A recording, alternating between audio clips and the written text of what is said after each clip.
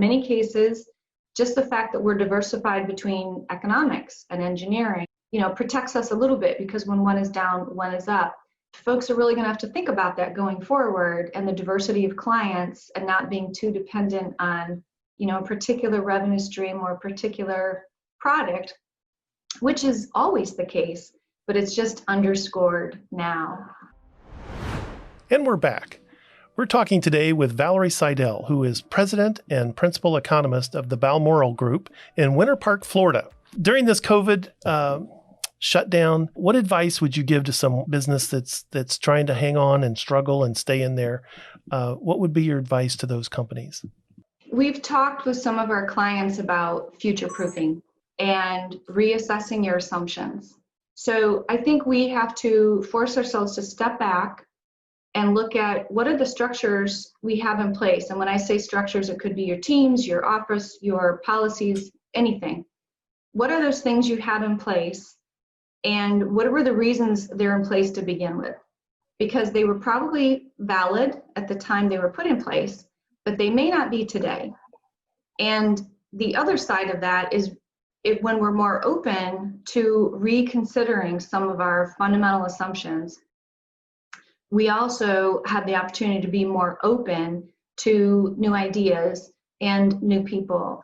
And we've spoken a lot about diversity this year in our country and across the world, and hiring for talent and making sure that we're seeking out those who are not as likely to have the opportunities opens another whole new world to your company and to your organization and to your other staff.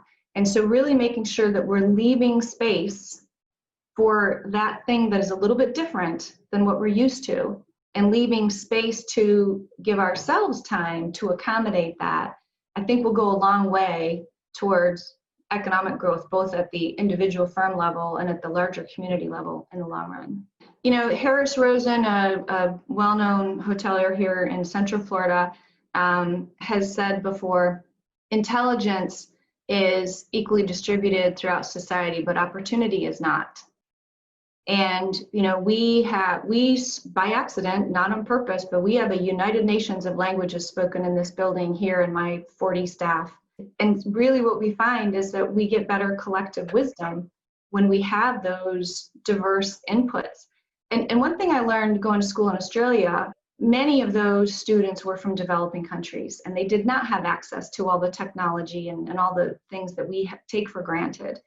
And what you found was that because they didn't have those shortcuts that we have, they had worked harder and found more creative ways to make do with what they had, and tended to be far more intelligent about outcomes and identifying solutions than those of us who were used to just, typing it into our software.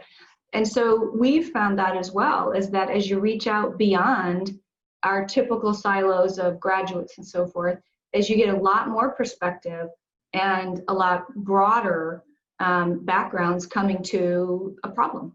And that's been really valuable to us.